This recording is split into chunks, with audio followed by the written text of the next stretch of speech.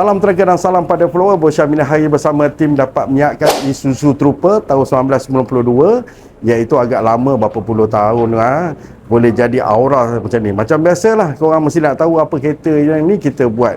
So macam biasa, kita nak start penerangan ni. Bos Syam dengan customer, dia cari barang, Bos Syam ada barang, sama-sama kita buat calibrate untuk projek kereta ni. Dan hasil dia memang padu kan. So barang-barang lama ni agak susah nak cari.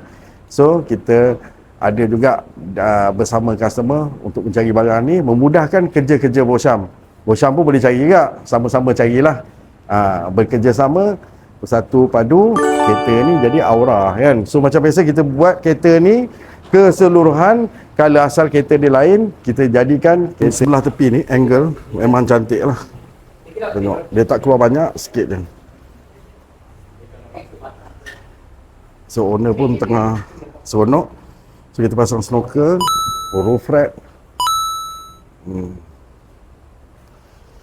spotlight bonnet, spotlight, kita buat cat Raptor kat sini.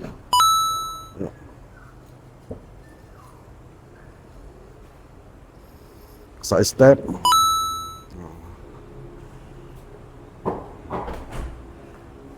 logo Isuzu.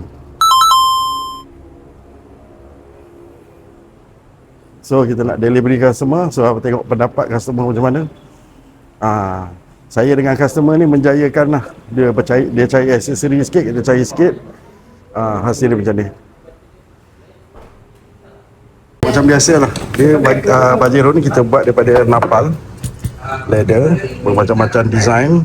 Okay. Yang ni, dashboard ni dah banyak muka, tapi kita customkan dia pakai kain Alcantara. Tengok, yang paling bestnya tu Swiss tu. Kita masukkan Pajero yang model baru sikit. Tengok interior dalam. Okay. Ni kita custom So kita tengok bahagian sini pula. Ni pun bahagian belakang. Dengan bumbung sekali kita tukar, kali hitam. Tengok bahagian dalam belakang pula. Cun tak?